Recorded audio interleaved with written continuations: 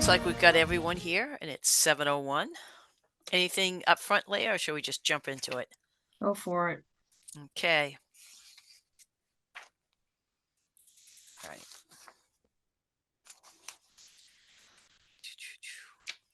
Come on, I organized everything ahead of time, and now here we go. This is what I need. All right. I'll call the meeting to order. Before we get started, let's introduce everyone on this meeting. Sandy Brock, when I call your name, please confirm you can hear me by verifying that you are present. We'll start with the commissioners. Travis, I'm here. Jonathan, Present. Patrick, Here. and Emily. Here. Next, we'll move to staff. Leah, I'm here. Jan, Present. thank you. And we'll check in with the speakers. So please just, unmute yourself and just acknowledge that you can hear us so we make sure we can hear you. First up is 116 Upton Street, Steve O'Connell. Not yet. Not yet. How about, I don't see Travis Brown either. Nope. Okay. And then Chad Boardman. Nope. Okay. 0 for 3. For Millbury Street, Keith Lincoln. I'm here. Thank you very much. John Salisbury.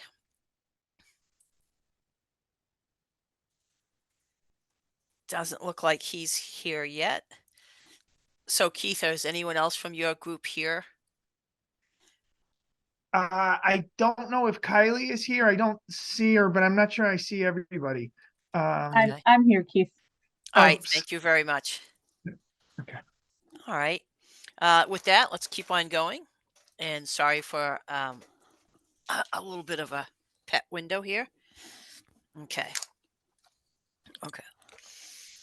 This open meeting of the Conservation Commission is being conducted remotely via Zoom pursuant to Governor Baker's March 12th, 2020 order, as most recently extended on March 29th, 2023. Access information for the public has been provided on the town website. This meeting is being recorded. Please remember to mute your phone or computer when you are not speaking.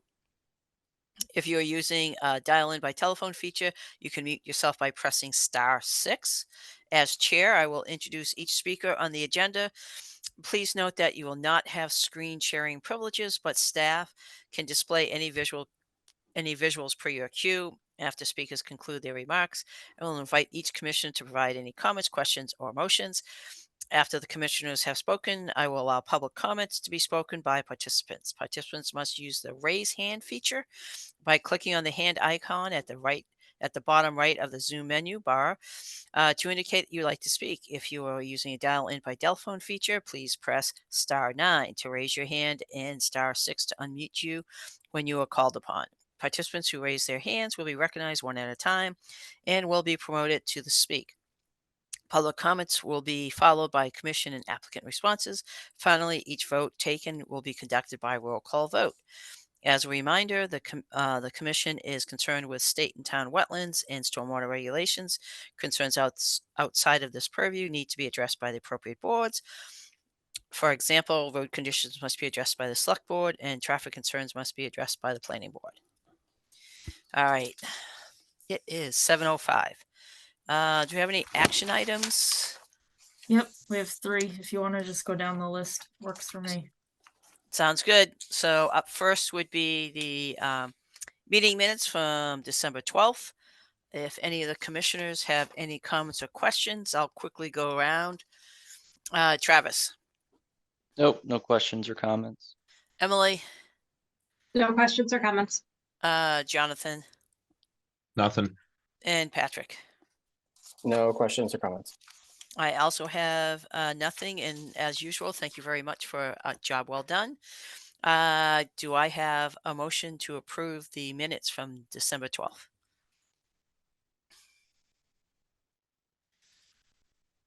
I move to approve the minutes from December 12th. And do I have a second? Second. Motion is second. Roll call vote. Patrick, Yes. Travis, Yes. Emily, Yes. Jonathan, Yes. and I am also a yes. That is a unanimous pass. Motion carried. Okay. Next up, how about go to the approval of the annual town report? Sure. Just checking to see if everyone had a chance to take a look at it.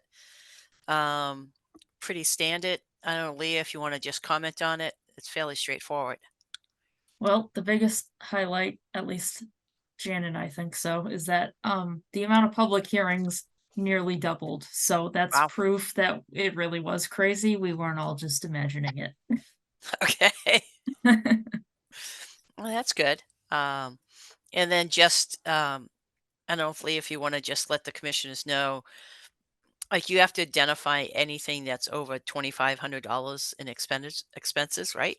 Yeah, that's new this year. Previously it was anything over 1,000, but they bumped it up this year. That's just an accounting requirement for the report. So I know it seems a little odd that that's tacked in there, but it's just one of the things that the bylaw says we will do. Okay, not a problem. So if there's anyone with questions, I'll quickly go around. If anyone has questions, other than that, we'll move to make a motion. We have to have a vote on it, correct, Leah? Yes, please. Okay. So any questions, Travis? Nope. Emily? No questions. It's great. Patrick? No, it looks good. Jonathan? No questions. And do I have a motion to approve? And what is this? This is a town. What's the official? I have it here Annual someplace. town report, our submission to the annual town report. Okay, thank you. I'll move to approve the Conservation Commission Annual Town Report Second, submission. thank you. Motion and a second. Roll call vote.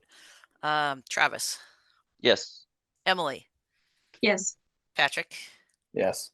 Jonathan, Yes. and I am also a yes. That passes unanimously. Okay. Now, last one is potential open space, 87 Milford Road. So do we have enough time to kind of go through that? I think. I think so. It's fairly straightforward. Okay. Jan, if you can pull it up on GIS while I start talking here. Sure. So there's land that spans Upton and Grafton, that has now gone to the heirs of the family. They're trying to determine what to do with it. So we were contacted by the town administrator of Upton, looking to do kind of like a partnership on acquiring this as potential open space. So I made some notes on the property. It does abut Upton town land, the reservoir in Upton, and it's close to our big open space system where it's Hassanemet Woods is over there to the northwest, yep, right there. And then all down to the south is Grafton Land Trust pieces, Town of Grafton pieces, all the way to 27 and 27 Rear Milford Road. It is kind of intersected by the railroad track. That's the diagonal line you see immediately west of the parcel in green. It falls in the ACEC as well as core, estimated, and priority habitat. And my last note was just that if Upton was to pursue their side as open space, and actually, can you turn on the aerial? So if Upton pursues their side to preserve and we don't pursue this piece, I believe it would end up landlocked. So no one could really do anything with it anyway. But yeah, the other pieces are to the northeast. And I think there's one to the north. And I believe it's one south of this. It's odd because it falls right on the corner of the town. But there's a few pieces in Upton. This is the one that's in Grafton. Did this come before us like several years ago? I know there No. was a landlocked piece down in that area. I think, okay.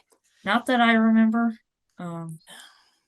And at the time, it was like it's landlocked. They can't access it, but that's fine. So, as far as this goes, so it's not chapter 61 or anything else. Right.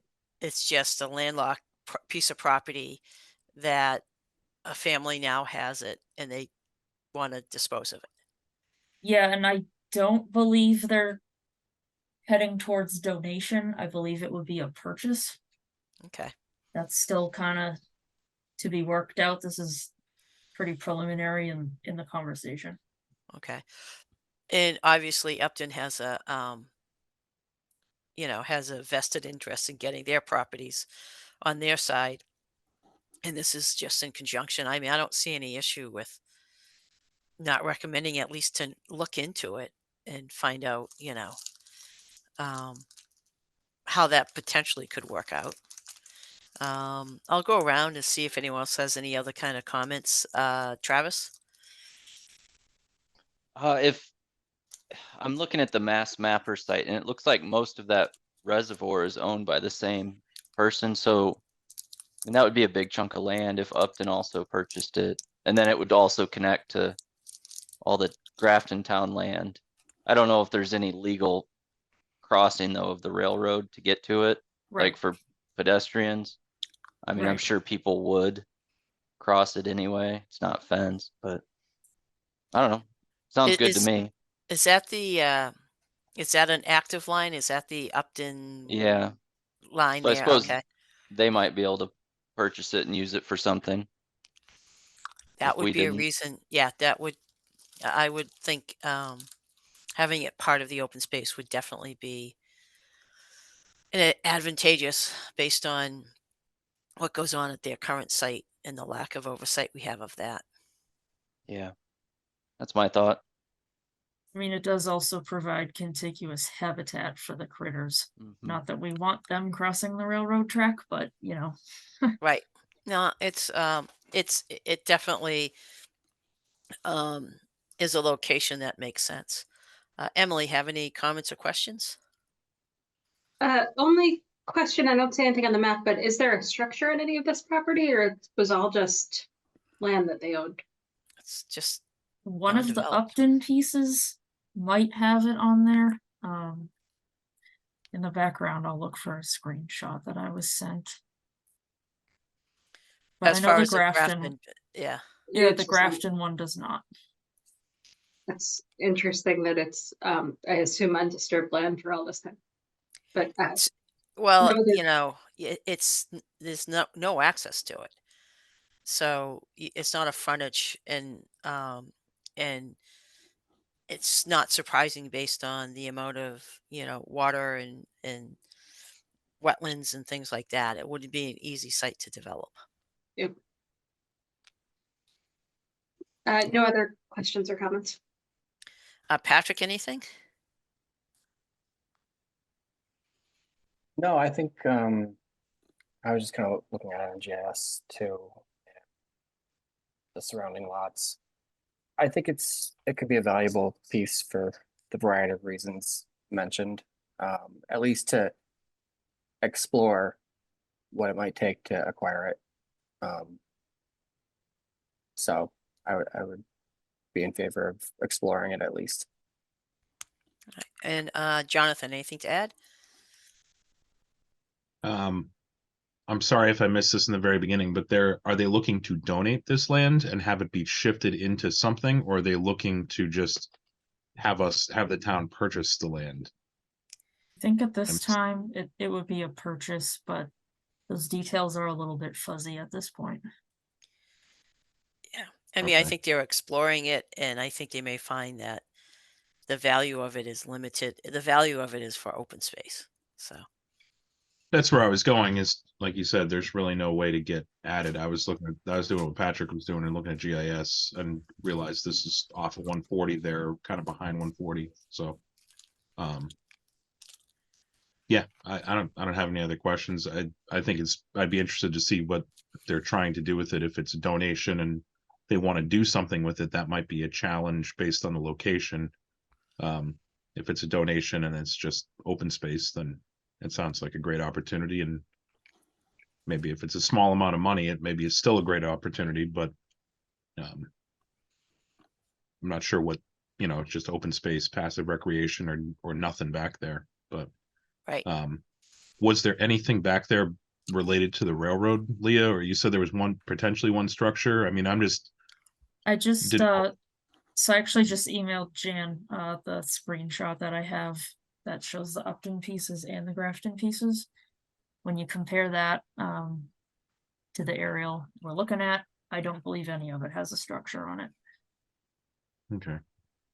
And we don't think it was used for agriculture or farming or apple orchard or something like that. I don't think so, but I can ask.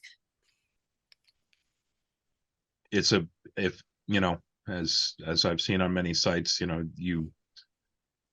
there's an apple orchard or an agricultural use, and then you're looking at, us having to treat or tend to the site if we do decide to I know that's further down the road. I'm just saying it might eliminate it early on, unless we're just going to leave it as open space and we don't have to do anything. But Yeah, I'm not yeah, sure. that's always a good question to ask, because if the town accepts it or purchases it, they then own it if there's an issue there. But again, I think the first steps are just what we're talking about, is go ahead and I think, Leah, what you mentioned is to make a recommendation to the Yeah. selectmen. And I think, just to ask the questions and find out what's going on with it is a good first step. That does not mean, that does not mean it's going to go through or anything. But as far as the first step goes, I think this is pretty straightforward.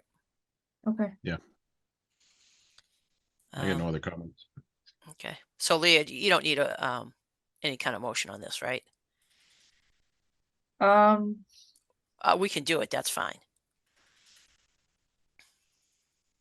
I can't remember if we've done that in the past, but basically you guys are in favor of investigating further, correct?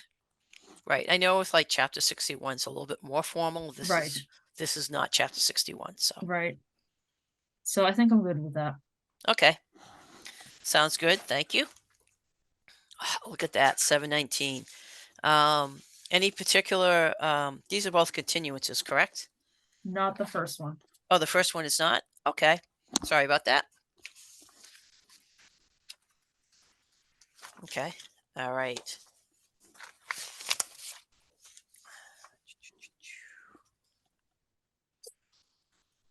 All right. So 7:15. Now that's at past 7:15.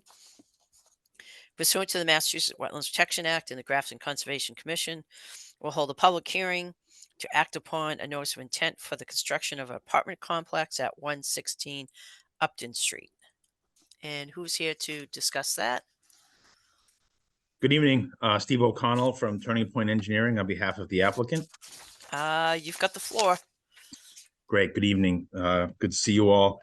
So on behalf of Upton Road Properties LLC, my name is Steve O'Connell from Turning Point Engineering, representing a proposed a residential development consisting of 152 dwelling units at a property with an address of 116 Upton Street, which on some town maps shows up as Old Upton Road. It's really a little bit of an eyebrow type road that comes off of 140 on the Upton side of town. Yes, on the left side of that page, you can see Upton Street, which is Route 140. But before Mass Highway realigned Upton Street, Old Upton Street used to be what you see kind of also the left side of the page, more to the middle left. So it is a 15.8 acre parcel of land located in the agricultural residential zoning district. It is the site of an existing dwelling and what I kind of call a gentleman's farm. There's evidence of agricultural activity in the southerly side of the property, some open field. There was a small barn. My understanding from the prior owners is that there were some horses and some other small animals. and a fancy little nail salon along the edge of the road of Old Upton Street that had burned down sometime within the last 10 years. Didn't completely burn down. There was just evidence of a fire, and most of the roof had been collapsed, and it was left in that state.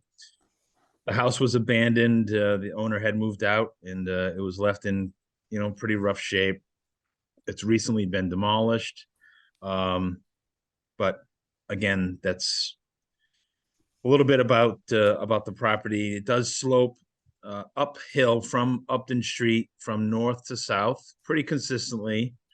And from this plan we're looking at, you can see the main wetland that we're permitting here. The work runs through about the middle of the site.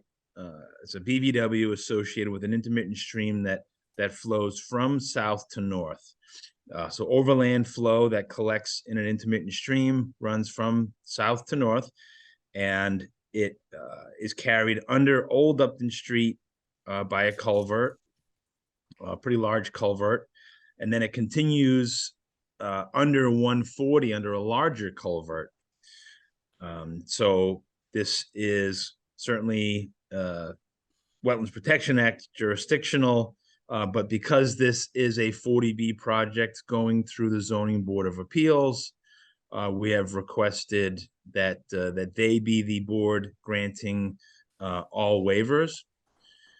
So all of the work proposed, as you can see on this plan, is outside of the 25-foot buffer, with the exception of the corner and discharge of infiltration basin number 2, which is the one closest to the street. The discharge pipe and associated riprap and flared end is just a touch inside the 25-foot buffer, which it needs to be to make the grades make the grades work. The pipe just needs to daylight at that elevation.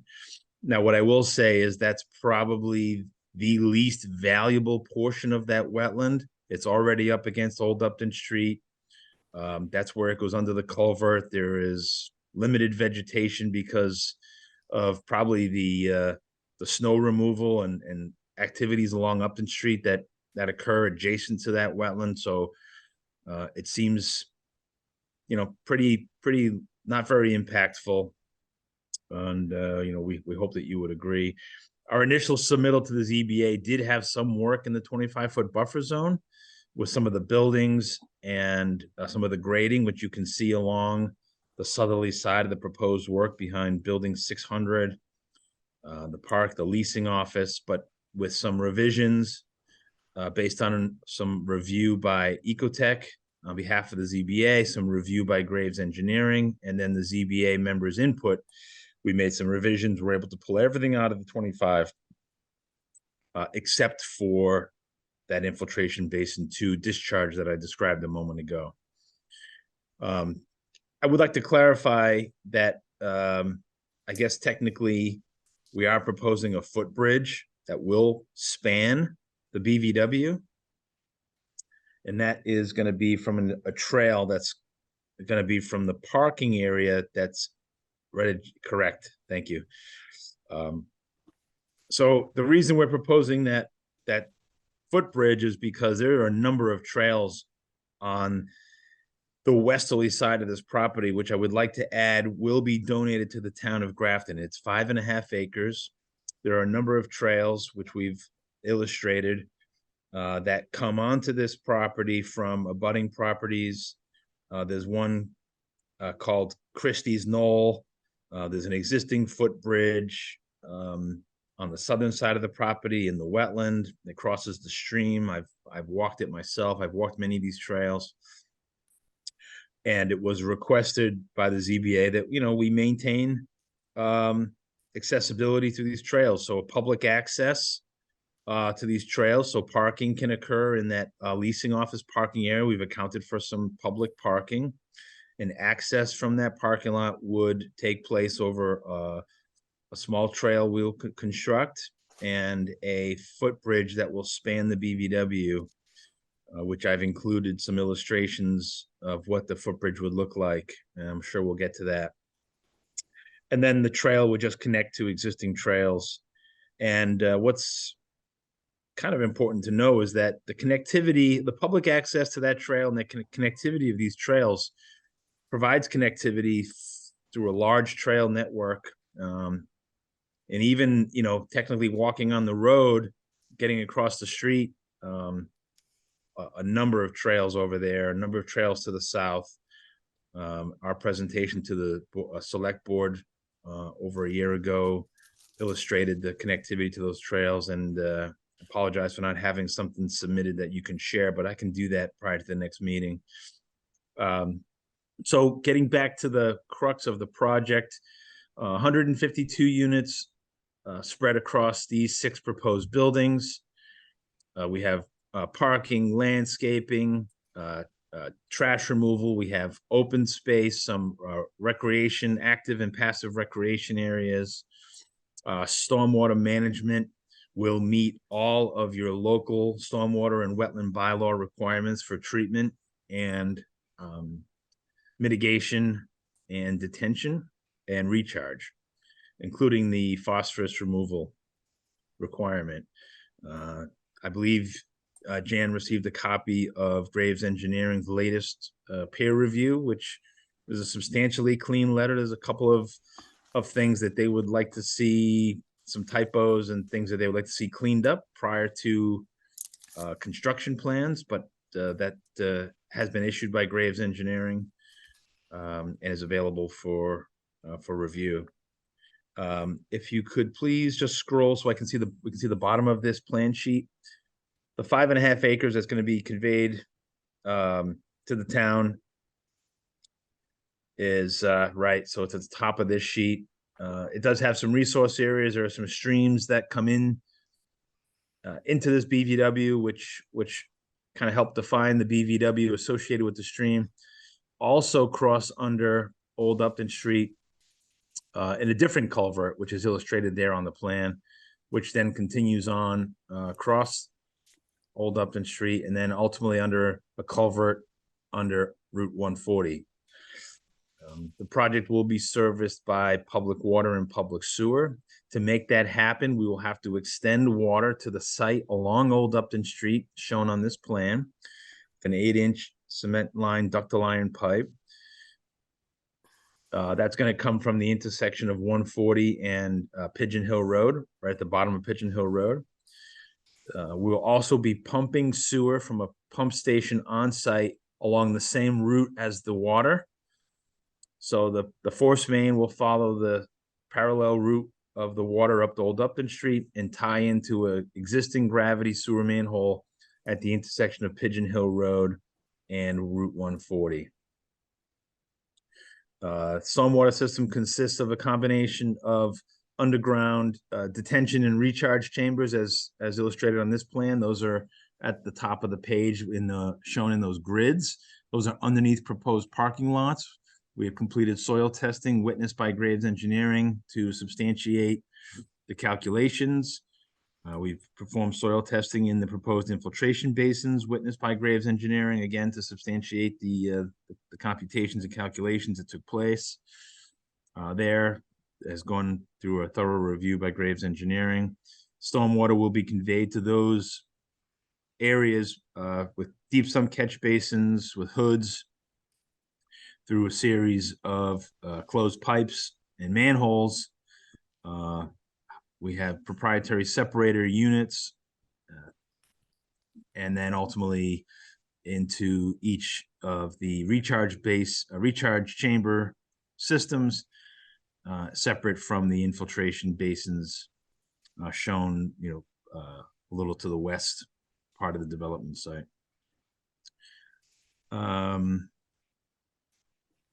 There's probably a lot we could continue to discuss. I don't want to get too far ahead. If you have questions, I'm happy to end there.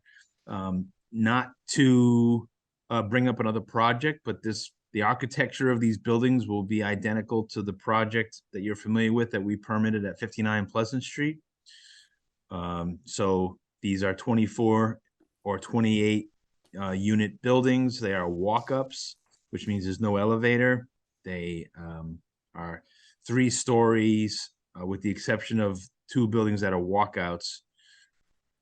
And they have open air walk-up stairs, provide access to all three levels and also to the walk-out units in buildings, the two buildings on the left of this page.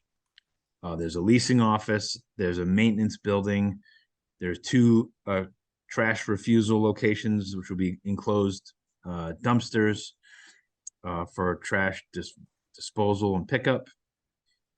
There's a number of walkways throughout the development that meet ADA requirements.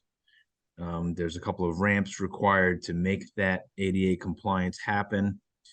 And at the bottom of the driveway that accesses the site, we have a parking area, a bus shelter, everything that the ZBA thought would be needed to accommodate the future residents of this development. The wetland delineation has been verified by Ecotech. There were a couple of small flag relocations that we do show the original flag on this plan. They are close to the maintenance building. We show those in gray, and then the flags that Ecotech added and wanted to see corrected were, are illustrated here. So hopefully you are satisfied that review has happened by Ecotech. So I think that's probably a good place to stop, and happy to answer any questions you have. All right, thank you. So I'll first go around the commission. Obviously, there's a lot of information on this. Do realize this is a 40B. We also realize you haven't got your DEP number, so we Correct. will be, having to go to the next meeting. But let me go around and see if anyone has questions that you could clarify at this point. Travis. Is there any land, the land that you're going to donate or that you're planning on donating, is it connected to town-owned land or land trust land, or is it all private? Yes, it's connected to land trust land, and there are indirect connections to town-owned land and town-owned spaces. So So prior to the, go ahead. The land trust land, it looks like it crosses, there's a little sliver of land right next to the railroad, I believe. Is that the one you're referring to? Yes, yeah, But it doesn't actually connect. So the land owned by Miss Christy Pease, if you're familiar with her involvement, heavy involvement with the land trust. I don't know the details of her arrangement with the land trust, but there are the trails that that go throughout her property that lead to this, that connect this property's existing trails, and then the land trust trails. I have a map that we had prepared for the select board that that shows the connectivity by introducing the development of this property and the donation of the 5.5 acres. That I guess I could. Jan, is that something you want me to email you or just have for the next meeting? It's up to you. Okay, I could. I guess this is more to the commission, does it make sense for the town to take on a landlocked parcel of land that we would then have to maintain is there another alternative like a conservation restriction or something like that? That's a good question. And obviously, whenever we do acquire land, even though it's a donation, we also just have to look to make sure we're not acquiring something that becomes an issue, and also be strategic about what it abuts and so forth. So there is also always doing a conservation restrictions as an option. I think we can certainly discuss that later. Is there, on a project like that, what's the typical kind of process? You mean, can you rephrase your question? Sure. So basically, this isn't the first time that, we've had open space wanting to be dedicated open space. Yeah. This is actually looking to convey that piece of property to the town, as opposed to just a conservation restriction. It happens both ways, correct? Yeah, I mean, yeah. we just had the lots that the Willard Clock Museum is gonna do. Yep. Put a CR on the back parts Yeah. of those lots versus, you know, it's not connected to a subdivision, but, or a project, but the 87 Milford Road we talked about earlier is a potential acquisition that's just So an I think acquisition, not a CR. So yeah, it does go both ways. but your question, Travis, is an appropriate one. I think, you're getting a piece of property with a lot of wetlands on it, so there's an inherent protection there. I think it's good when you know, on a site like this, no matter what the project is, it's like that offering of that piece, and to be honest, that would go through the selectmen, correct, Leah? Because Yeah. it's the town who has to accept it. I think from our perspective, it is like good to look at just what your question was. What does it connect to? What's it budding? Having it remain open space is obviously the best way to maintain any of the buffers or anything else around those wetlands, Yeah. not just the wetlands. So, but Yeah, and it looks there like needs there to be could be access off Old Upton. Or maybe we could get some sort of condition that we can bring equipment in if, say, there's a huge blowout in the stream or something like that, and the town is on the hook to do some sort of repair. I don't know, it just seems like it'd be tough to get in there. But maybe Yeah. there's room along Old Upton Yeah, if we and needed to. yeah, and then it's when you're talking about culverts and so forth, that's usually at the public way. Um, I wasn't following any other kind of major culverts going through there. Well, that goes to my next question. And Steve, I think you touched on this, but I didn't catch it. Is the outfall? So I'm looking at the map geo, and it looks like there's a stream that cuts through that private parcel, Kenneth Gowl. So Yeah. that house is remaining, right? You didn't purchase that as well. That's correct, yeah, and we. So is your outfall going south through his property or north? Nope, it's going south. I'm sorry, it's going northwest. Those two thick black lines represent the drainage pipes that exit the outlet control structures. And Okay. they discharge right to the wetland just before it enters the culvert under Old Upton Street on the applicant's property. The stormwater would not enter onto the abutter's property. Okay, so it'd go the other way. So Yeah. we don't have to worry about future issue. I think that was all my question. So And you said that basically, there, go ahead, Travis. yeah, you said that you would allow parking on the Yes. property or on the Yep. parking lot to actually access the trails? Okay. Yeah, that's correct. There's designated parking spaces in the parking area adjacent to the proposed leasing office. Okay.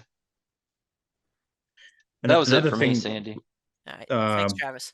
one option would be pursuing, the donation of the land to the land trust too. I know that you guys work closely with them and Yep. don't want to speak for you, but that would be another option.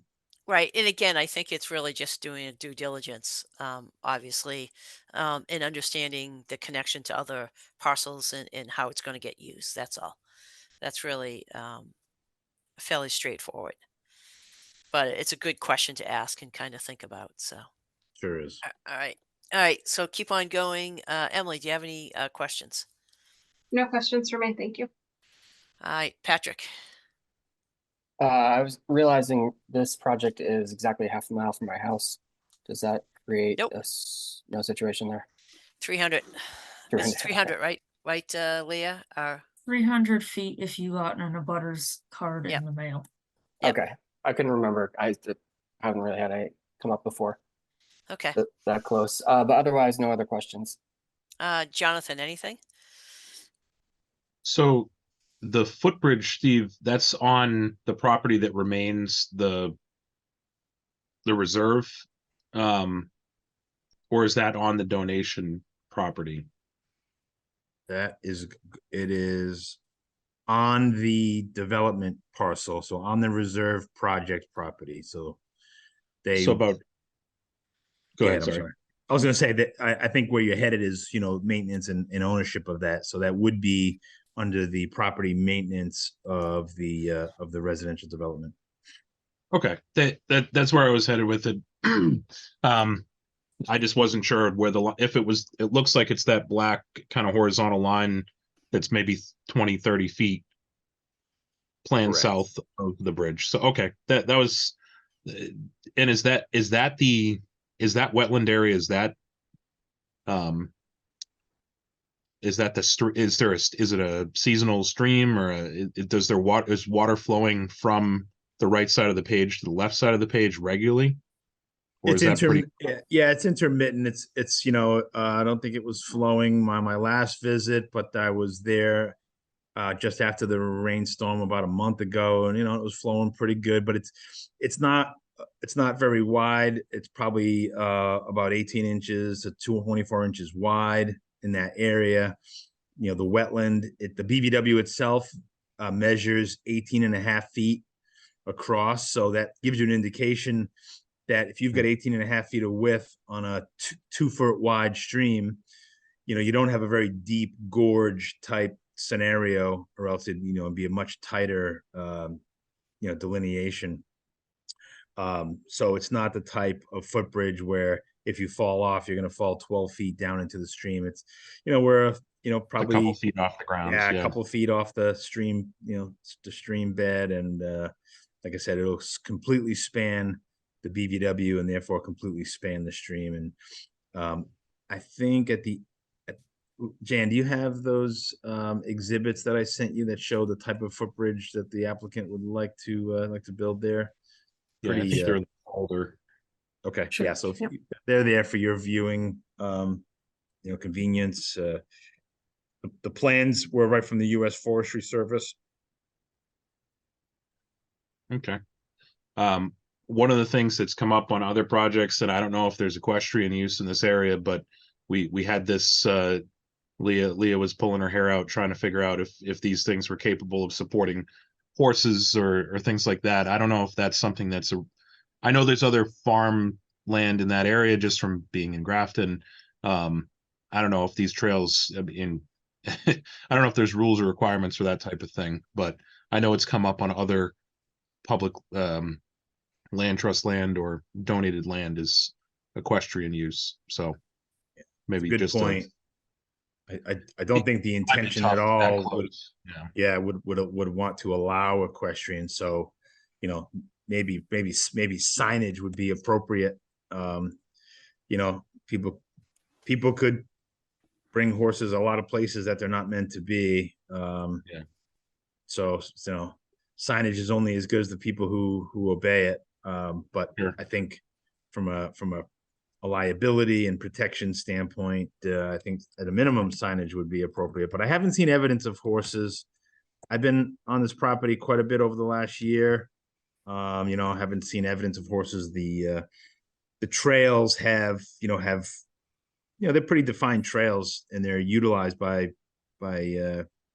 folks on foot, mostly from what my observations, but I didn't see any horse droppings or, even some of the tree branches, given the height that's kind of span over the top, just really wouldn't be conducive for riding on a horse. Okay. Yeah, just something that we've seen in the past, and that's why I figured I'd flag it. I wasn't sure if there was use, but it doesn't sound like there would be. So yeah, I appreciate the comment because I hadn't thought of that. Horses went over the bridge, they'd wind up basically at an apartment, right? Yeah, they'd be going to the parking area to get in the horse trailer, but there's no horse trailer or to loop around. Or so I was getting at, not would one of the residents have horses hanging out in these units, but more to would the trail systems that are there be used by equestrian people, and then they're going down that trail and they're ending up, again, signage might be the most appropriate thing to say, no horses allowed or no whatever, not for equestrian use or whatever. It did come up on a couple of different projects for us in the past couple of years here. So Yeah, that's on private property, so they can, sign it how they'd like to see it. and enforce it too. So yeah. Good, but they're all good points. I took some notes on that. yeah, I've got nothing else. Thank you, Steve. Yep, thank you. Actually, I had some of the questions on the bridge, and you've already answered a couple of them. I understand that you're using this from U.S. Department of Agricultural Forest Service. This is what you'd see out in the middle of nowhere. I mean, you got log, rails and log kind of structural components. Do you think this is going to be something that's doable and it's not going to, probably last that long? Um, is this something? I mean, there's so many variety of bridges. I'm not telling you what to use and not to use. It's just this is a little bit more of how can I s- how out in the middle of the woods type of bridge. Hmm. Um, I don't know if there's a reason why you specifically picked this one. We were just kind of imagining a very simple and rustic, um, crossing, given the scenario and the landscape out there. Um, there are a number of bridges that we found that much fancier. Just didn't really see um, that the use of that type of bridge in this setting. I think we're very comfortable with the longevity of the bridge. Alternative to those logs would be, like untreated telephone poles, which we all know how long those last. Right, but it's Um, also full of creosote. Yeah, we're not gonna want telephone poles. well, yeah, I mean untreated, right? We don't want the creosote soaked ones for Yeah, sure. And the applicant does apparently has access to those. right, But then all of the other components of the bridge, the footbridge, are they're ring shanks and kind of quality lumber. Is there something you would think that comes to mind that would maybe stand the test of time more than something like this? no, no, no, not at all. I don't want to. Okay, just It's curious. really up to you. My key thing is that it would span the wetlands, and you've already said it does that. But these are set up so that you can do a lot of your heavy stuff in the woods and use local stuff. So again, it's I just want to make sure everyone's on the same not that we have to be on the same page because you guys it's on your piece of land. Our kind of concern is what it does to the wetlands as long as it's high enough over there and it spans it. I don't have any particular questions. It's just asking the questions on that. The only other thing that I would ask on this here is what kind of footings do you have at the end of the span? So there wouldn't be any structural footings per se that we're proposing, like a small concrete frost wall or anything like that. There's a cup, I think, if the detail that says log stringer dapping. So, essentially, in this case, you would cut a flat side of the end and that would essentially sit on the ground. Right. Are there a couple of pages to this that you can scroll through, Jan? I think, I was hoping, couldn't remember if one of these showed a better detail. The The deck section photo, kind of, yeah. yeah, you're right. That cross section helps a little bit. The photo might be helpful too. Did that photo come through that I sent you, Jan? Yeah, just a second. There was an example photo Jan's gonna Right. pull up. But Yeah, no, no, I'm familiar with them and I don't have any problem with them per se. Just want to make sure everyone else understands, how it's built, what it looks like. And and it'll have a very rustic feel. I have no issue with it. It's more just making sure everyone's on the same page with that. That's all. okay, yeah, it's good that everyone understands. That's why I thought the photo would be helpful because you get some drawings and sometimes they tell a technical story, but the photo like this just kind of can Right. tell the And full this is story. this is a condition where you have basically vertical bank streams and you don't have that. So that means that's why you don't have any BVW associated with that stream. The stream is bigger than what you've described as what's out there, so it's a little bit different, but the construction's not going to be that different. So Yeah, exactly. It's more about the bridge construction itself, a curb, you see the planks, and then at the bottom there you see the timbers of the poles that span. It looks like a comparable span, even though this one is spanning a bank with no BVW. We'd be spanning the BVW, and within that Right. would be the narrow bank. Right. And you've already gone through the hydraulic calculations of it. So, and Graves has already looked at it. So I'm not worried about that. So, Okay. one quick question on, and this is more of a general, I'm not looking for a whole list of what you have. What are your infiltration rates? What kind of soils are out on the site? Terrible. Okay. Terrible soils. We have very conservative infiltration rates. Obviously as designers, you always hope you're gonna find more, obviously there's downsides to rapid infiltration. But we were hoping to find better infiltration, especially after coming off of the Pleasant Street site where we had very good soils. So I can give you an example. I think we were 0.27. Sea soil. Yeah, there's C and D soils for sure. So believe it or not, we actually found better soils in the chamber system. Yep. In the middle of the site at the upper parking lot. We have 1.02 inches per hour there. Okay. But that's infiltration bed number 2. Infiltration bed number 1.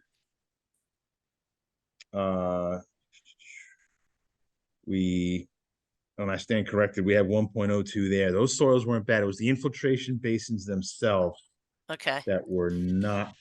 Those are 0.27. And that's not a problem. I just noticed that you had kind of your wick with a drawdown. And so Yeah. I'm curious why you had that there. I don't have in fact, I'm glad you have it there. That's the only reason I'm asking that question Yeah. is what's going on there and why did you put that there? So, okay.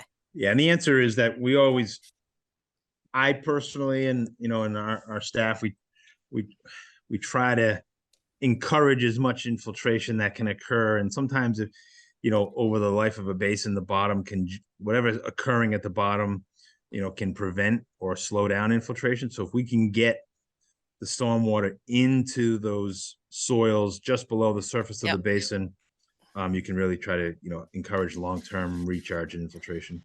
I'm a very big fan of the stone wicks. So, which is what you basically put in with the ability to draw it down if there's any issues. Yep. So, that answers my question. Yeah, and again, we'd be just looking, when we get a little bit further, is to make sure that whatever you happen to be using during construction as sediment basins, we want to make sure that it's coordinated with what the infiltration basins are, so that there's no issues with mucking up the soil even worse. From construction, but those are some details that we can kind of get into. That's or very simple conditions and so forth. Yeah, Um, agreed. That's always a concern of mine. Contractors just think that these basins are just gonna hold the water, and if there's dirt in there and sediment, that's just part of their function, and it's not. And it's about it's about 2 something- millimeters of silt will totally clog it.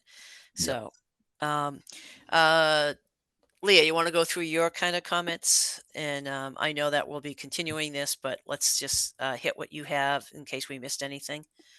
Sure. So you can actually skip the first 3 because he already covered them in his presentation.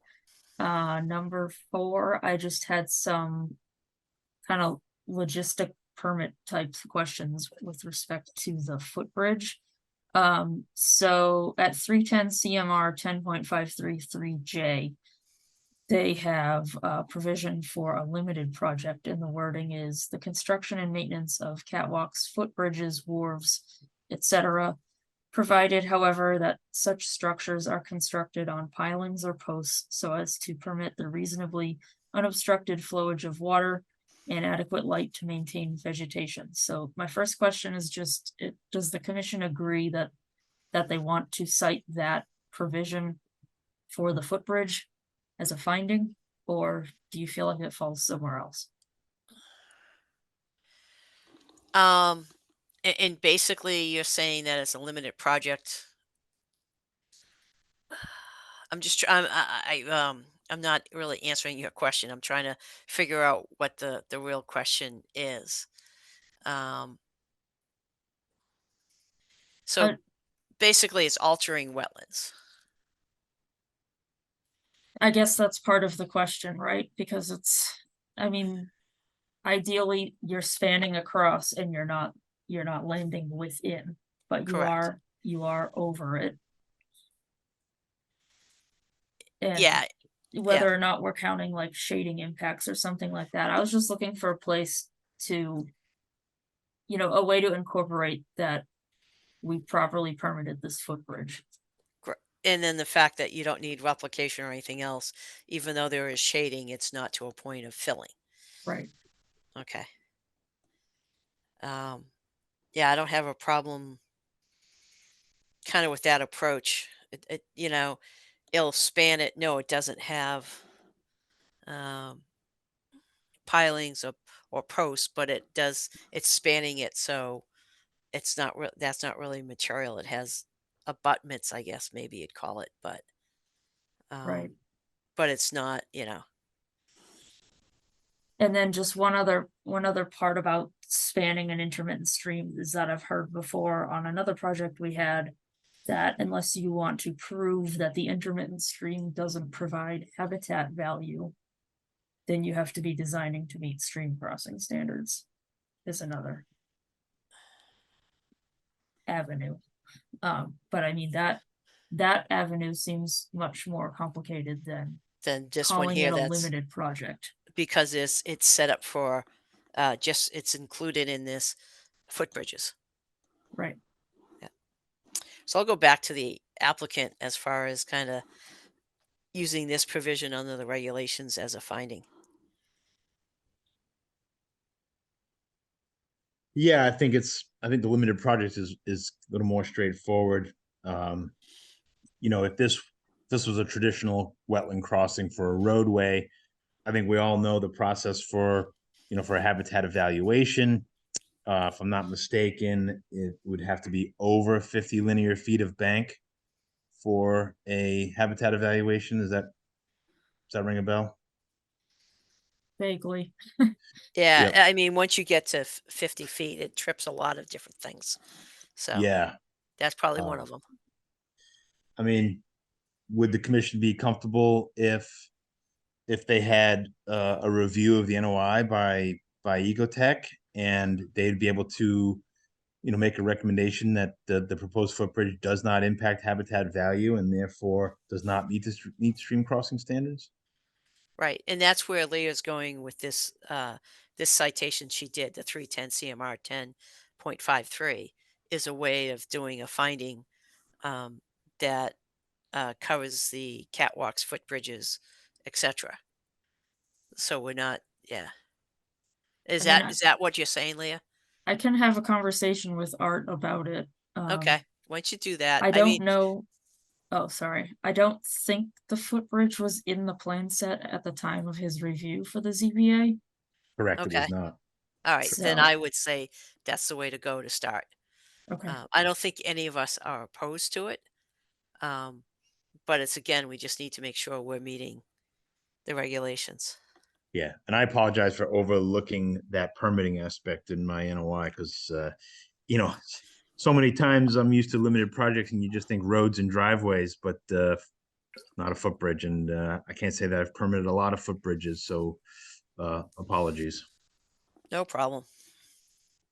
That's really all I had in my notes, other than I had started to draft findings and conditions, whether or not you want me to read through those, or I know we're waiting on DEP besides.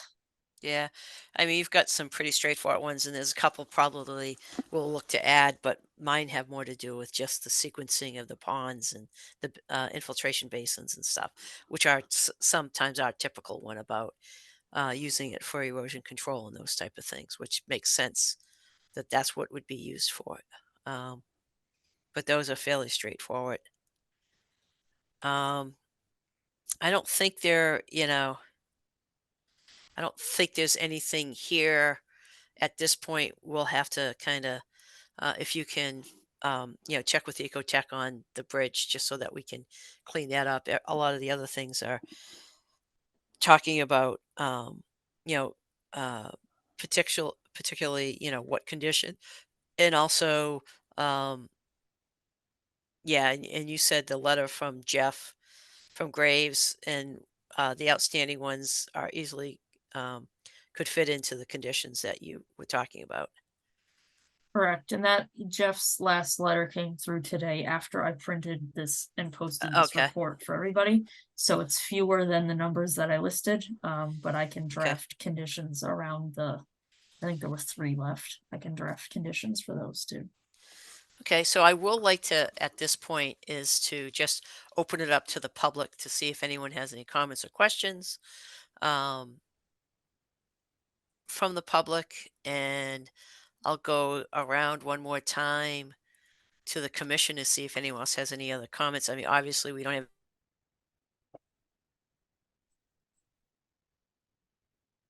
Uh-oh, she froze. My power just flickered, so I wonder if hers did as well. Yeah, our power just flashed hard. Yeah. Really like that to stay on tonight. With 2 inches of rain coming, yes. Yeah, exactly. My sump pump is, keep our fingers crossed. Yeah.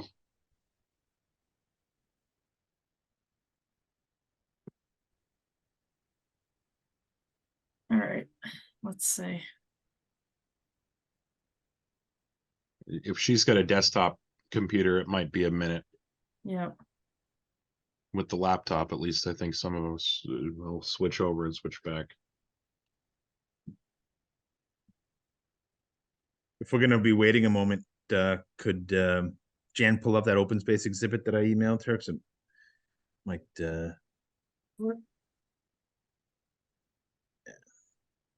it's a big file, but it paints a nice picture, I think, of the connectivity, the existing open space under town control, Grafton Land Use Department control, and some of it is private, and there's a legend on the right by color. So the yellow is chapter 61, the dark purple is Grafton Land Trust, the light purple is Town of Grafton. The green is the proposed donation parcel of land, and then the hatched red area is a development parcel. So you can see that just the addition of that green parcel, and then with access from the development parcel, there's a level of connectivity that occurs just from one side of 140 to the other. Granted, it would require crossing 140, but it's it fills a void that's there now and hopefully could expand in the future. There's also the railroad that splits the yellow parcels, but no shortage of trails over that railroad from my observation, whether they're appropriate or not.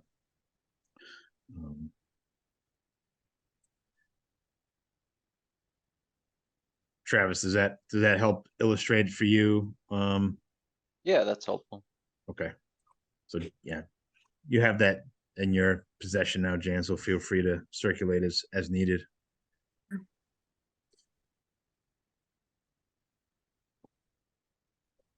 why don't we give Sandy a couple more minutes, and if she doesn't hop back on, one of you should probably become acting chair. But we'll give her like, I don't know, till 8:07.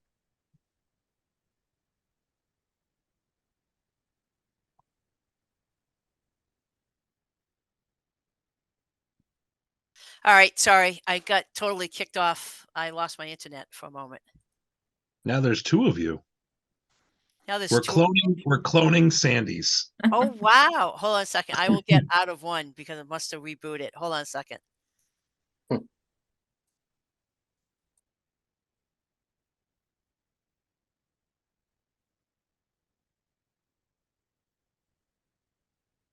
have just left it be.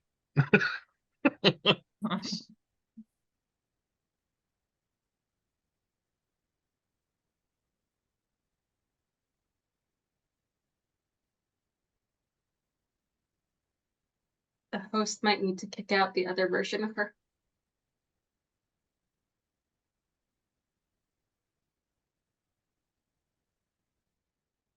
Which Wow. one's the real Sandy? Is the question. Are you seeing two of me now or just one? It's you and a gray box with your name. I Let should me have get- said nothing, Sandy. I think we're fine with two of you. We can hear you. We can see you. I Okay. think we're Everything on my computer just went dark and then it rebooted and then I was trying to hit things and so I have no idea what's going on with the black screen. It's my sinister side, I guess. I don't know. Sorry about that. You were mid-sentence, but I couldn't tell you what the sentence was. Yeah, I think I think I was just gonna wrap up and I had asked if there was any comments from the public. Okay. And then really, if there's no comments from the public, unless the applicant has anything more to add, I think we can, continue to the next hearing. All we Nothing did from the s- public. All we did, Sandy, while we were waiting for you was Jan pulled up this open space exhibit map that we had provided to the select board, and there's a legend that illustrates what the colors mean. And Chapter 61 land, Grafton Land Trust, Town of Grafton land, the development parcel, and then the green is the open space parcel being proposed. So, there's a level of connectivity provided, albeit that it would have to, cross public roads. But I think we're just kind of building the pieces here as, if you over the years, hopefully it's built up quite a bit and it will continue to do so. Okay. That sounds good. You are coming out of different We places. can't hear you. Now you can't hear me? Very quietly. it sounds like your mic shifted something. So I'm hearing out of different places. It is my computer's all messed up. So as long as you can still hear me, let's rock and roll and get through the meeting. So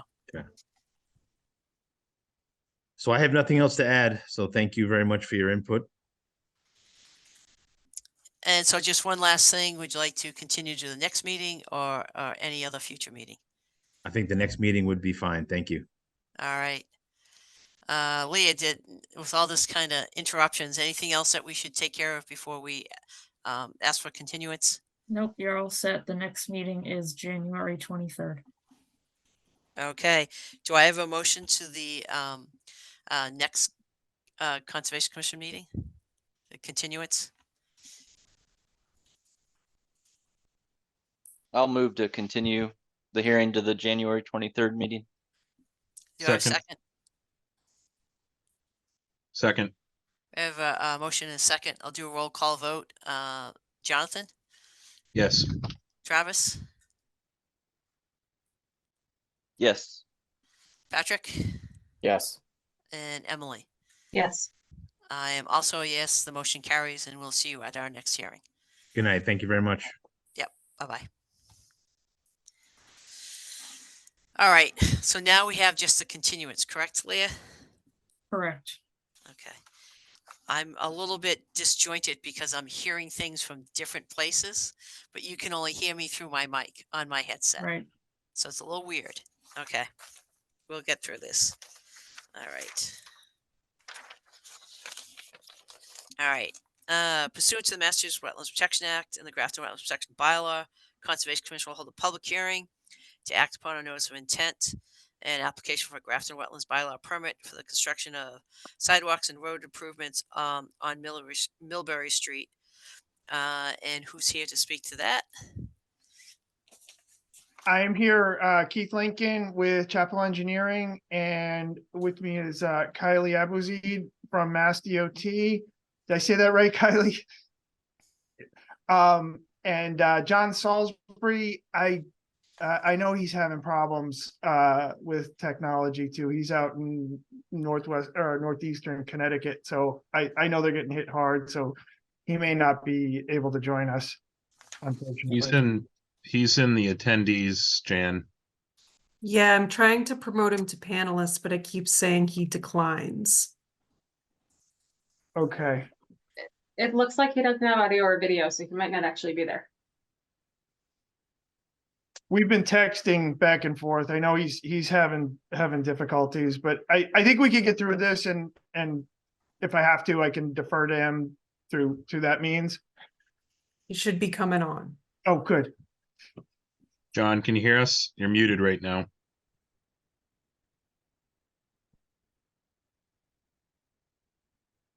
Okay, can you hear me, Jimmy? Hey, John, All right, good. How you doing? Yay. we can hear you. Okay, so would the applicant like to give us an update? Sure. So when we last met to discuss the project, we did not have a DEP file number. We presented the project. The project consists of a safe routes to school improvements on behalf of Mass DOT and the town, Department of Public Works, to construct sidewalks along Millbury Street that would lead to the Millbury Street Elementary School. At the conclusion of that meeting, we continued to the next meeting where we had just received comments from Mass DEP on the day of that hearing. So we elected to continue that hearing and then through the holidays until tonight. So what we have to discuss and present to you is our responses to the comments that were issued by Mass DEP to our filing. And I think if we could pull up the response letter for provided to or in response to the comments from Mass DEP, is that available, Leah? Sure, just a second. Or Jan, I'm sorry. No problem.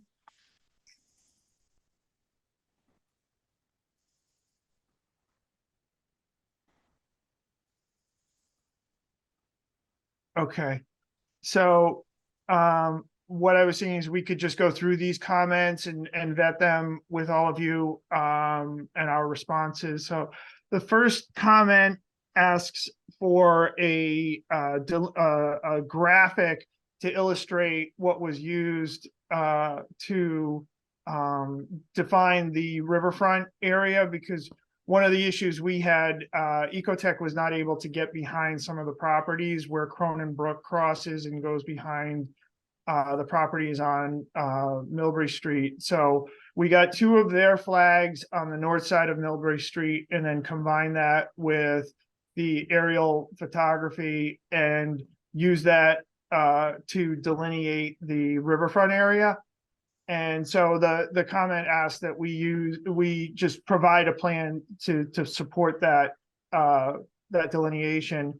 So and because it asked for both aerial and topographic, we did both, but what we really used was the aerial and a conservative estimate of the bank off of the aerial map, and then offset that to 200 feet to define the riverfront area.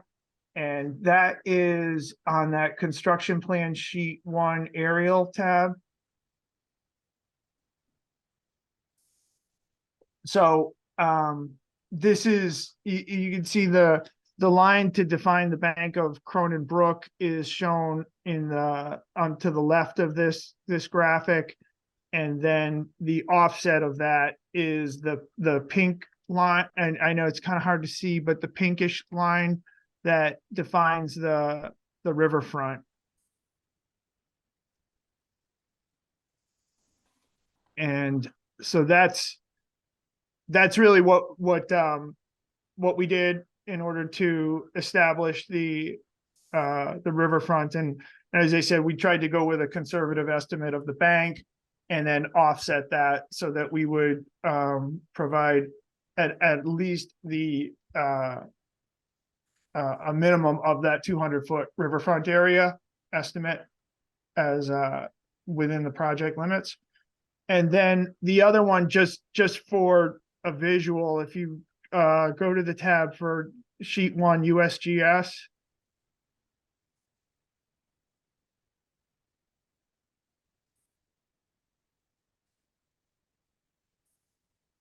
That's it. Yeah. It's hard with the share screen. This is not a great visual, and we didn't use it, but it at least gives you some idea of that. That's the topo mapping with our base plan superimposed on top of that.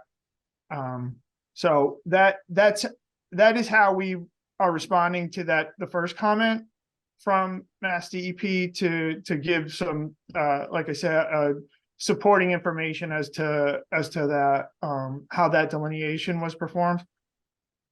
And then the next comment,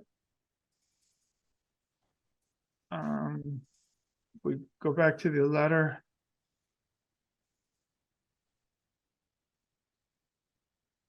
There we go. Plantings or other measures should be considered to improve existing conditions within the riverfront area of Cronenbrook. So we got back with the landscape section of Mass DOT and discussed what might be possible for plantings within that section. And so there were three conditions which led to us not proposing anything with our current plan. The first condition was that the trees cannot be proposed underneath an overhead utility line. And in this case, there are utility lines along the south side of Millbury Street in the only area that we could plant within the layout, behind the sidewalk and in front of the roadway layout in that area. So that really prohibits us from proposing plantings on the south side. The other requirement is that the trees be planted a minimum of 12 to 15 feet from the edge of the road. And so that also puts us right on the layout line, which is a challenge just because then you're potentially impacting private property. And then third, the other requirement that would have to be made part of the agreement would be that the town Department of Public Works would need to provide a letter of commitment that they would maintain the plantings. So we were not comfortable with putting that burden on the town Department of Public Works to maintain the plantings. However, we have since, I think Leah, you had spoken with Paul Cornoyer, who said that, if this is something that the commission really wants, that's something that they would be willing to commit to. So I think there's very limited space, but there is some potential space for possibly 2 or 3 plantings on the north side of Millbury Street in the area in and around Sean McHale Way within the riverfront. We'd have to find it, it'd have to be within the layout and outside of an area that would restrict any sight lines for vehicles turning out of Sean McHale Way. But I think there is some potential there if that's something that that the commission would want. Can you just, without getting into a lot of details, can you just bring up the plan and just describe where, I understand what you're saying is once you go back from the roadway and the sidewalk, now you're at the limit of your right of way. You can't be planting on someone else's property, but where do you Exactly, think is the yeah. potential? Right, okay, if you zoom in just to the right on this plan sheet of Sean McHale Way, kind of like the northeast corner of the intersection.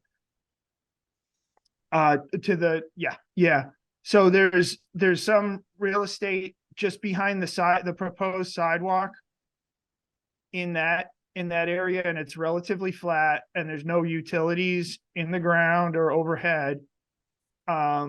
There, that would, and again, it depends upon the size of the planting too, of course, but there's, I think, some potential there for 1 or 2 trees to go in. Again, like there's 2 deciduous trees and maybe something in between the 2, right at about station 14 plus 50. And then possibly if we scroll over to the right a little bit more, just to the right of the driveway for, what is the property number? Well, that first driveway, just to the right there, there would be another opportunity on the north side. And really, it's probably on the next sheet, we would see it better.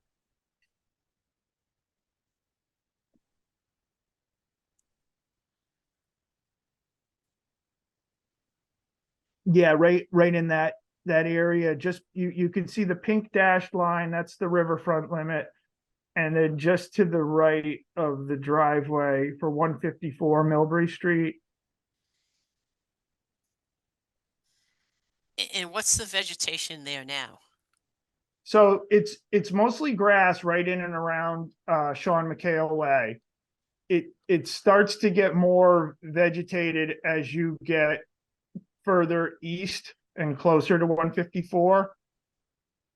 So it is tight. It's really tight, but that's one spot I think where we could put in, as I say, limited plantings. Okay. Sandy, do you mind if I just interject for 1 second?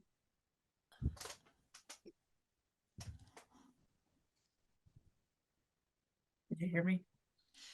I can't, you're, go ahead and try that again, Leah. I just said, do you mind if I interrupt for a second? Certainly. I was just gonna say trees aren't the only kind of planting, so if that helps with, not reaching the power lines and not being too widespread or something, I mean, you could propose shrubs or something like that. Yeah, Leah, I was thinking of why is it being cut? Why not stop cutting it? If it's a lawn area and it's being maintained, why not let nature take it over? That's true too. I don't know. I guess the question is that the town that's maintaining that and cutting it? My guess it's the property owner because it's contiguous with their lawn all the way out to the street. Okay. And what we're proposing would be a sidewalk right up against the street, so they would probably be inclined. A lot of these people think they own everything, right up to the I street. get it. Yeah, so. So, but especially at the area of that intersection on the previous sheet, instead of trying to go in and put 2 trees there, why not? Because there's a wetlands there, let the wetlands and the vegetation go right up to the back of the sidewalk. And if for just, for different reason to have it cut, once a year or something is not a big deal, but I guess I'm trying to figure out adding 2 trees, is that going to really enhance the the riverfront, or would it be better just to have overseed it with a different seed mix and let nature take care of what it is within that area? Just I guess that was kind of my suggestion, instead of trying to put a tree there and not have it survive and so forth. Yeah, that's generally the concern on behalf of the landscape section within Mass DOT, typically with plantings. If it is a seed mix and a restoration kind of mix to, that's something we could also propose right up to the layout. So I think this one is kind of straightforward. Let me go around to the commission and see what other folks have as far as their opinions, and not just mine. Travis, anything to add to that? It seems like they're gonna have to seed it with something, so it might as well be a native mix. That makes more sense than trying to put in a couple trees. Which the Yeah. homeowners would then want to make sure are pretty and mow around them. So, Yeah. Emily, anything else to add? Nothing for me, thank you. Patrick? If you allow it to grow back and use a wetlands mix, is there anything to prevent or prompt the homeowners to stop trying to maintain that area? No, there isn't. It has to be communicated. I mean, it's not their property. It's just one of those things where, if it's not on their property, they shouldn't be mowing it. That's really, I mean, that's why again, it's like trying to find a common sense approach as opposed to, doing something for the riverfront, responding to the comment without trying to create something that's not really that natural. To like Travis's point, a native mix of, and there's a lot of them out there. So No other comments. I mean, that kind of, I get it. Yeah. yeah, Jonathan, anything to add? Nope, nothing to add. Leah, does that sound something that we could do as a condition? And obviously, at some point, there's going to be communication with the abutters. Can you just be specific about where you want this seed mix? Keith, can you give an area? Yeah, and if we are talking about a seed mix, I think that opens up more possibilities on both sides of the road. So it would be essentially what you see in, with the blue hatch pattern and the blue dots behind the back of sidewalk. I know there's a ton of shading and hatch patterns here, but it would be essentially everything from the town layout line, which is the black dash dot line on both sides of the road. And that's the public way into the sidewalks, the back of the sidewalk. So it's about a 10-foot swath on both sides of the road. Okay. Leah, is that enough for you to kind of identify it? And maybe as part of that condition, we get a simple sketch that shows those areas. Okay, yeah. Okay. All right. I think you can keep on going after. Okay, yeah, I think we can define that way. That's feasible. Could we go back to the response letter? Please.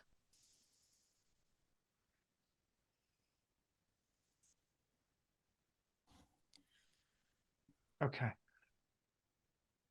Okay, so, the next comment, there may be opportunity for stormwater control measures such as a water quality swale on the north side of Millbury Street across from its intersection with Blanchard Road, as the 1975 county layout sideline bumps out considerably from Millbury Street or on land owned by the town of Millbury. If you go to now, we need to look at page or sheet. The next sheet. Scroll down, it's sheet 9, keep going. Sheet 9 in the set. There we go. So if you look on the north side of the road, that and you could see to the left on the screen there, it says 1975 county layout sideline. That's the public way.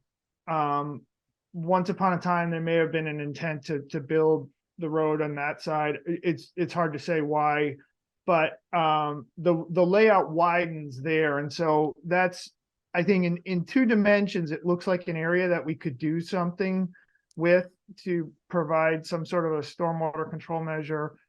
The problem with this area, or what we were thinking, we did look at something like this, but that slope comes up from the road about 6 to 8 feet right from the back of the sidewalk up.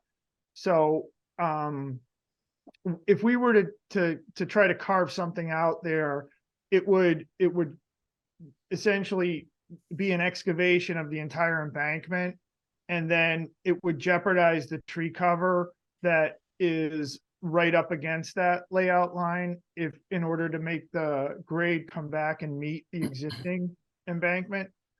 So that's why what we're proposing is to try to disturb as little as possible of that embankment, and just to provide a loam and seed blend into the existing embankment from the back of the sidewalk.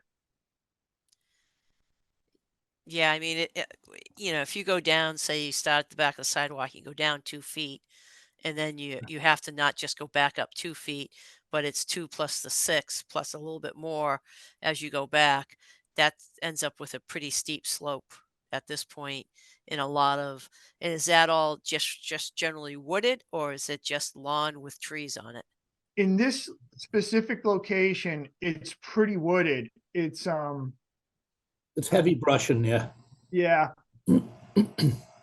Um,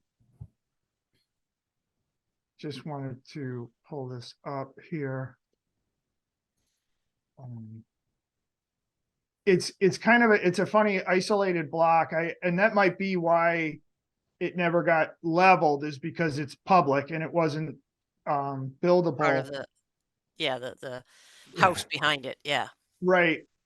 So it's a lot of ferns and heavy vegetation as you get further up the slope, and the tree cover does provide buffer to the residential properties as well.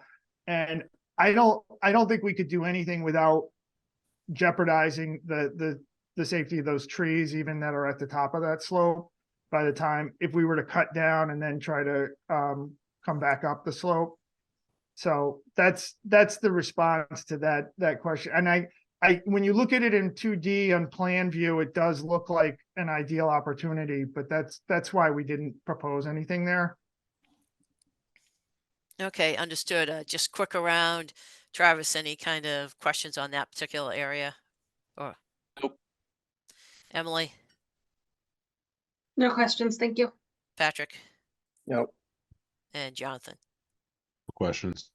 Yeah, I understand what you're talking about. So yeah, I think that's fine. Okay, thank you. Back to the letter, please. All right, Jan, you're gonna get extra stars tonight, going flipping back and forth. So next comment, narrower sidewalks existing, or for example, 5 feet instead of 6 feet should be evaluated to reduce new impervious surface to meet stormwater management standards to the maximum extent practicable. Pervious pavement for the new sidewalks, subsurface infiltration measures, or other low impact development measures such as tree boxes should also be evaluated throughout the project to meet the stormwater management standards to the maximum extent practicable.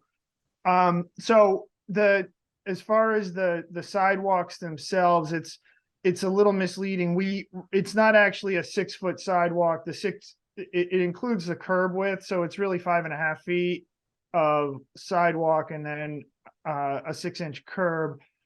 That's the minimum sidewalk width that we're allowed to use in order to meet the ADA and AAB requirements, so that it should a mailbox or a signpost or other utilities be placed in the sidewalk, there's still a 36-inch clear path for persons in wheelchairs. So the DOT standard is to hold to a 5.5 foot width sidewalk.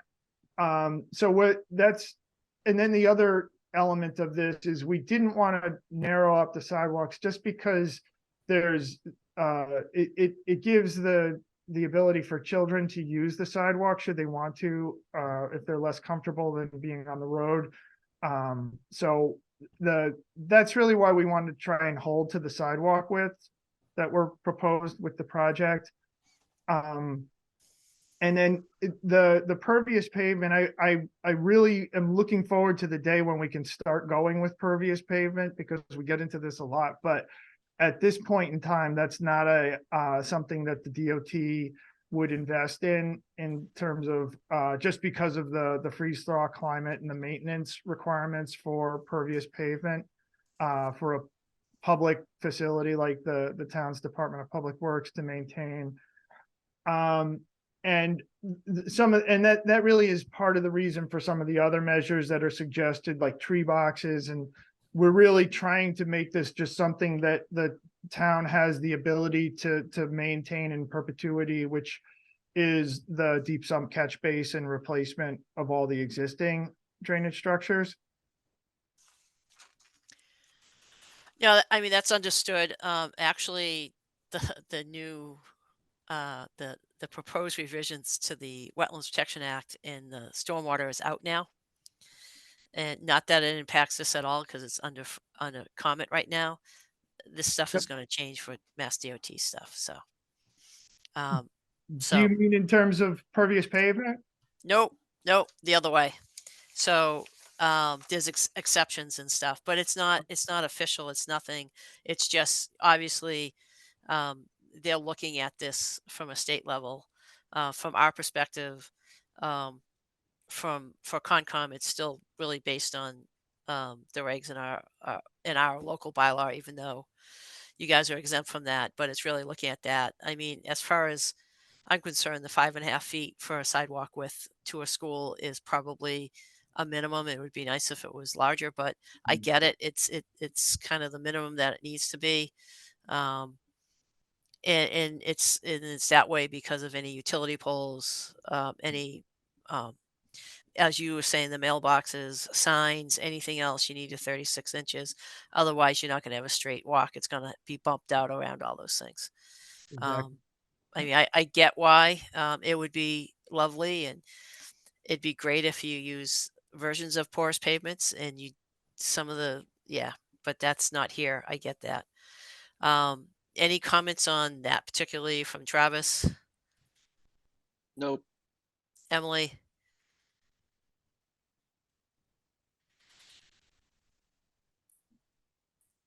Sorry, lost my mouse. Nope.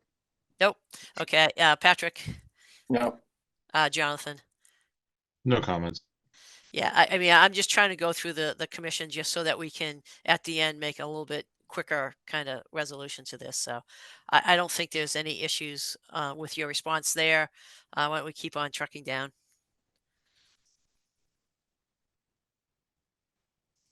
Okay, so the next comment is Cronin Brook is a cold water fishery critical area. If any of the existing outfalls associated with the project discharge to Cronin Brook, they should be taken into consideration with respect to Stormwater Management Standard 6. And to the best of our ability, none of the discharges from this project discharge into Cronin Brook. And that's just our simple response to that comment. Keep on going. And similarly, the Zone 2 wellhead protection area appears to intersect the project area on the south side of Millbury Street between Blanchard Road and the entrance to the Millbury Street Elementary School. The extent of this critical area within the project area should be depicted and quantified and taken into consideration with respect to Stormwater Management Standard 6.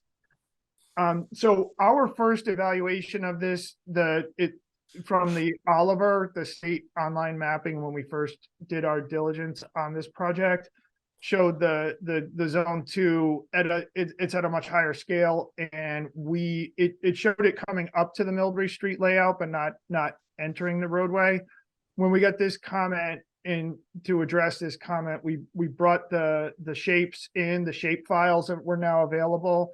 And so we produced a new set of plans with a very bright yellow highlighted area to depict the Zone 2 limits. And so that's on the plan set that we have provided. It based on those shapes, it does go into the layout of Millbury Street from those graphics as they are depicted and imported into our mapping.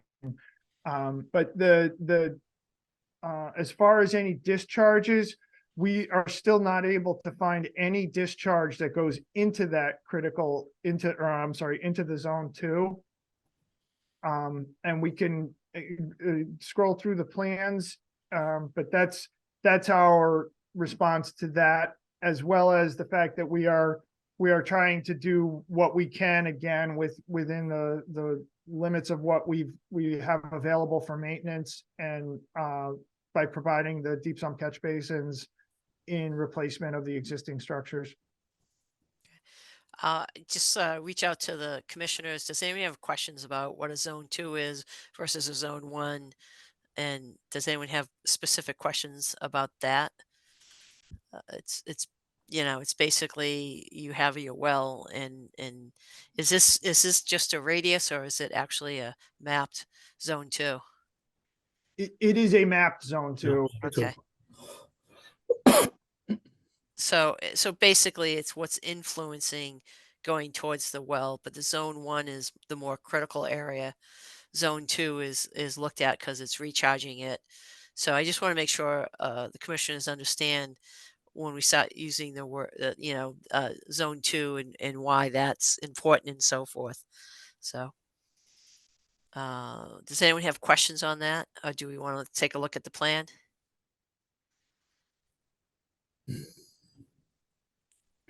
Okay, I'm not seeing any, wanting to do that. I mean, I get it. You have the outer part of a zone, map zone 2 that touches the right of way.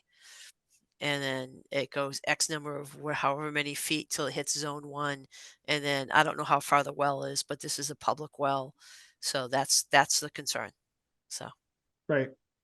And I know John did everything he could to find any discharges within that area, and you can speak for that you were not able to find anything discharging inside of that region. Correct.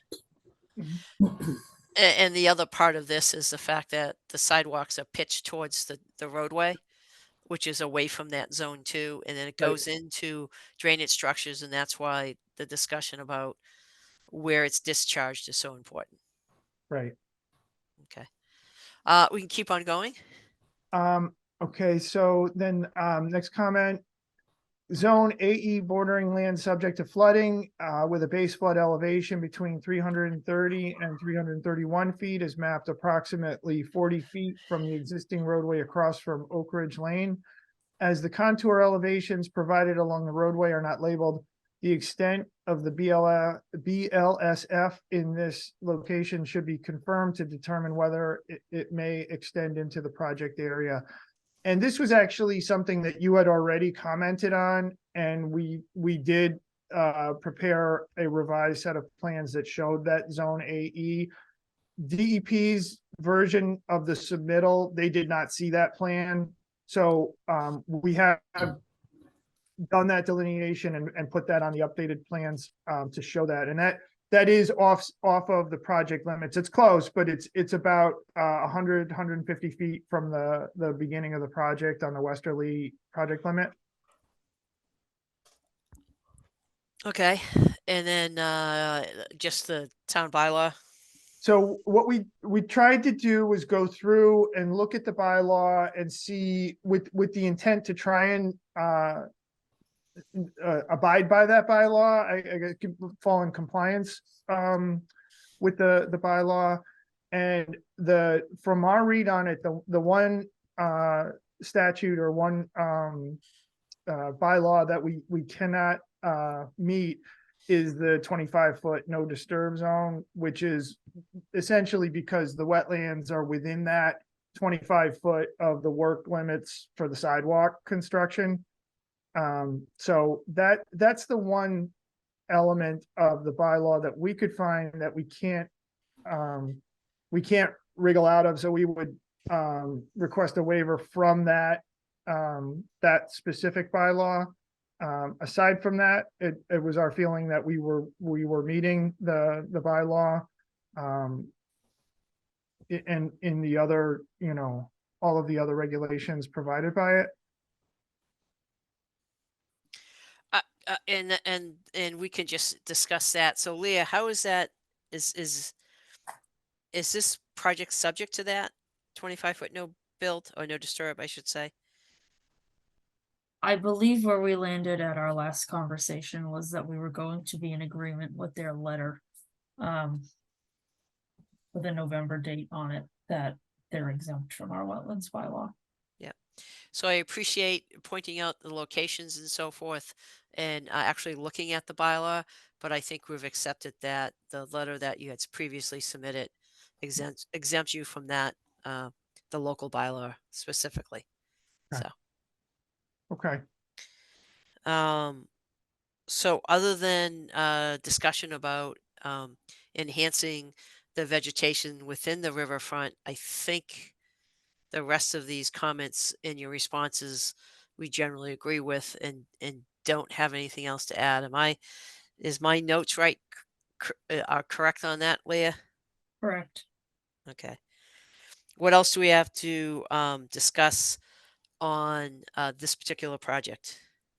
I just have, I drafted some findings. Okay. And one condition after our conversation this evening. Do you want me to take you through them? Please do. Okay, so for findings, I have Mass DOT is exempt from the following.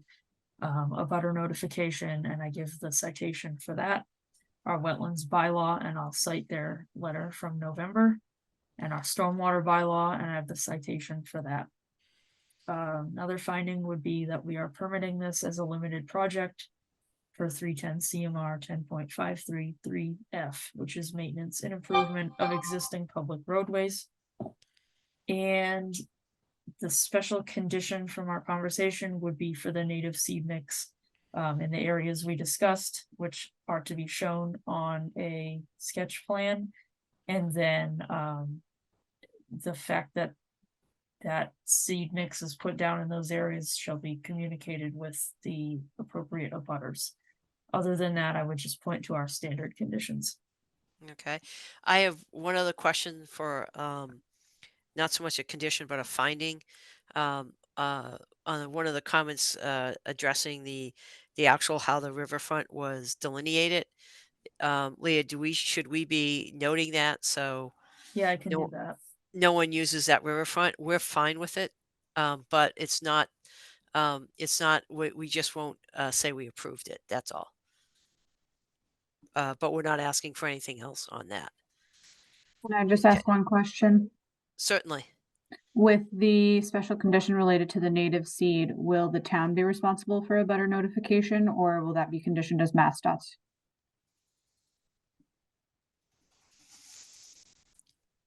Uh, maybe have we done this previously? I mean, it's really just letting them know that it's really about who owns what. I mean, that's good question. We have not done this previously, so I don't have an example to go on. Okay, so I would say that MassDOT should make that notification, but feel free in that notification to include the findings in what we discussed here, and that it's based on a condition issued by the Grafton Conservation Commission. So if they have questions, they can call us. Okay, thank you. Yep. All right, once around. Travis, anything else to add to the discussion? Nope, nothing else. Emily, anything? Thank you. Patrick, anything? Nope, nothing else. Jonathan, anything? Nope, nothing. Okay, we can just at this point open it up to any public comments. If anyone is online and listening to this and has any particular questions or comments for this particular project, please raise your hand and we will respond to any of those comments or questions. In the meantime, what else do we have to wrap up this, Leah, with? I think we pretty much went through the findings and the one condition to the applicant. You guys are all set with that condition about the vegetation in that one area. If you could unmute and say yes, that would be great. Yes. Thank you. And other than that, anything else we're missing, Leah? Nope. Okay. Anything, Jan, from the public side? Nothing from the public, just us here. Okay, I just want to put it out there so it's on the record. Other than that, let's try to make this a little bit easier. Leah, can you kind of just review what we just discussed as far as findings in conditions, and then we can ask someone to make a motion to move on that? Sure. So we would be closing the hearing and issuing the order with the following findings. Mass DOT is exempt from a butter notification, our wetlands bylaw, and our stormwater bylaw, as well as we are permitting this as a limited project under 310 CMR 10.533F. And with one special condition for native seed mix in the areas discussed, which are to be provided on a sketch. And communication done by Mass DOT to the abutters to that seed mix area, explaining that it was put down and why. And someone's welcome to say, so moved. So moved. So I have a motion. And who said that? So That would be moved. Jonathan, who I got for a second. Second, Okay, we got a motion and a second. Roll call vote. Emily, you're on my screen. You're up first. yes. Jonathan, Yes. Travis, Yes. Patrick. Yes. I am also a yes, and the motion passes unanimously, which I don't get to say all the time. So I think that's it. Anything else, Leah, for this? Nope, they're all set. All right, just reach out to Leah and Jan and to get your information. Good luck. Thank you. All right. Thank you all. Thank you. All right, Leah, we don't have any outstanding action items, do we? So I really don't want to like keep everybody extra long, but I do just want to circle back to 87 Milford Road for a second, because Sure. after we did the hearing for 116 Upton, I'm a little bit confused, because 87 Milford is landlocked and we're interested, and then 116 Upton would kind of be landlocked and we're kind of less interested, is the vibe I was getting. So Am I on mute? No. I thought the Upton parcel was more intriguing because it's pretty much connected to the Hosmonesset Woods. And then if the town of Upton also purchases land, then it just becomes a bigger chunk of open space.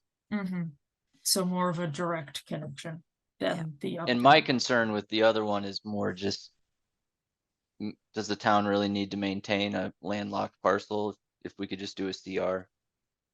That's all. But maybe there's really no maintenance involved. I was kind of thinking that bridge would be on the town property, but I think Jonathan clarified that. That's So, what I thought too. And that's why I was asking was, you know, if we had to maintain it or the town had to maintain it, that it could be a pain in the butt. But it Yeah. seems like they have parking that they're going to maintain in that leasing office area, and then they're going to have. Right. So, yeah, I don't know. It's really just a trail maintenance. Right. So, Okay. I'm just happy that it'll be maintained as open space. The actual mechanism, I'm less worried about, but does that help Okay. to clarify? Yeah, thank you. Okay. What do we do now? Do we have move one to more? adjourn. All right. Second. Do I have a motion to adjourn and do I have a second? Second. Yay. We have a motion, a second, roll call vote. Travis, Yes. Emily, Yes. Jonathan, Yes. Patrick, Yes. and I am also a yes, the motion carries.